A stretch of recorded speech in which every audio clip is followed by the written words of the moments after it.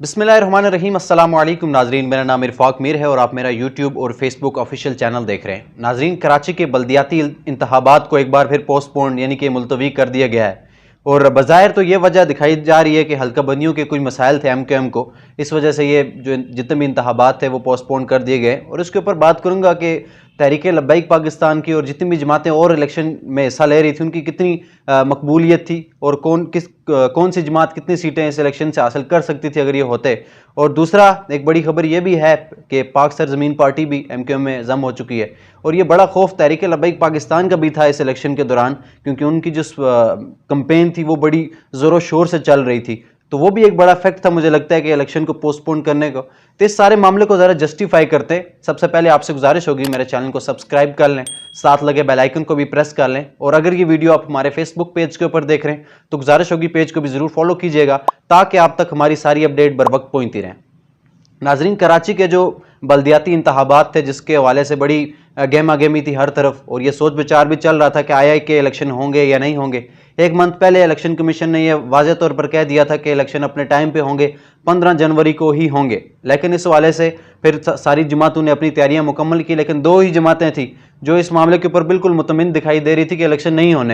होंगे ही नहीं इलेक्शन। लेकिन बाकी जो जमातें थी, जितने भी लोग जो पार्टिसिपेंट थे, जो उम्मीदवार थे, उनने अपनी तैयारियां मुकम्मल कर ली हुई थी और 15 जनवरी के आने के करीब ये तैयारियां और मुकम्मल हो चुकी थी। और फिर बिलाखिर ये खबर मौसूल होती है कि इलेक्शन को एक दो दिन पहले ही अगर ये खबर आ जाए कि इलेक्शन पोस्टपोन हो चुके हैं तो कैंडिडेट्स का भी बड़ा नुकसान हुआ और बड़ा एहतजाज बाकी जमातों की तरफ से किया गया। लेकिन जो असल चीज़ है जिसके ऊपर मैं बात करने जा रहा हूँ वो यही है कि बज़ाहिर ये चीज़ दिखाई जा रही है कि MQM पाकिस्तान को ये तहफ़्फ़ुज़ात थे कि हल्कियाँ बंदियाँ यहाँ पर ठीक नहीं हुई, इस वजह से इलेक्शन नहीं होंगे। लेकिन इसके पीछे वजह कुछ और है, क्योंकि सिंध हुकूमत जो है वो पीपल्स पार्टी की वहाँ पर हुकूमत है और बड़ी ये मैं आपको बड़ी ऑथेंटिक ये कुछ सर्वेज़ के मुताबिक ये न्यूज़ आपको बताने लगा हूँ कि MQM और पाकिस्तान पीपल्स पार्टी की पोजीशन सिंध के बल्दियाती इंतखाबात में बहुत ज़्यादा कमज़ोर दिखाई दे रही थी और उनका मुकाबला इस बार बड़ा सख्त कांटेदार मुकाबला होना था TLP और जमात इस्लामी से, क्योंकि यहाँ पर जमात इस्लामी और TLP बहुत भरपूर अंदाज में उनकी कंपेन थी और ऐसा लग रहा था वो बड़ा अच्छा मुकाबला करेंगे। और दूसरा लियारी जो पाकिस्तान पीपल्स पार्टी का जिसे गढ़ कहा जाता है, वहाँ पर भी जो सर्वे हुआ उसके मुताबिक TLP से बड़ा तगड़ा मुकाबला होना था पीपल्स पार्टी का। यह भी एक बड़ी वजह है क्योंकि TLP ने 1204 उम्मीदवार इलेक्शन में उतारे हैं और ये बल्दियाती इलेक्शन में 1204 उम्मीदवार तहरीक लब्बैक पाकिस्तान के थे और ये बड़ा मुकाबला था और ये बड़ी शिकस्त भी हो सकती थी। एक कहते हैं कि सरप्राइज भी हो सकता था, उलट फेर हो सकता था इलेक्शन में, और ये भी बड़ी वजह है। और दूसरा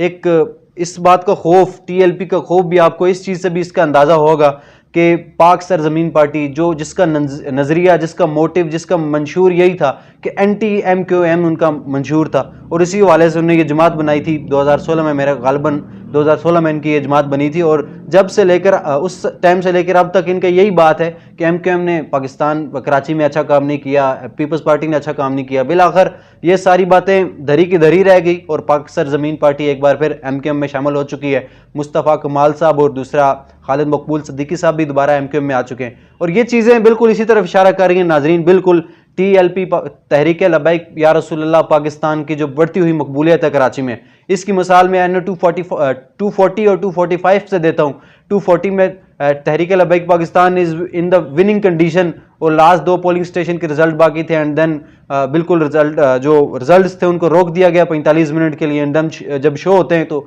MQM जीत जाती है। NA245 में भी TLP is in the third position. तो ये एक बड़ा एक फैक्ट है जिस वजह से इलेक्शन मुलतवी हुए हैं। बज़ाहिर तो ये कहा जा रहा है कि जी हल्का बंदियों के मसाइल थे और हमने सिंध गवर्नमेंट को ये अपील की थी और सिंध गवर्नमेंट की अपनी भी सूरत हाल ये थी, पीपल्स पार्टी का गढ़ कहा जाता है, वहाँ पर तहरीक लब्बैक पाकिस्तान बढ़ती हुई मकबूलियत के साथ मौजूद थी और बड़ा कांटेदार वहाँ पर मुकाबला होना था इस वजह से। और दूसरा जो सैलाब की सूरत हाल वहाँ पर हो चुकी थी उसमें भी सिंध हुकूमत ने कोई खातिर ख्वाह इकदाम वहाँ पर नहीं किए, जस्ट गए और फोटो सेशन बनाया उन्होंने।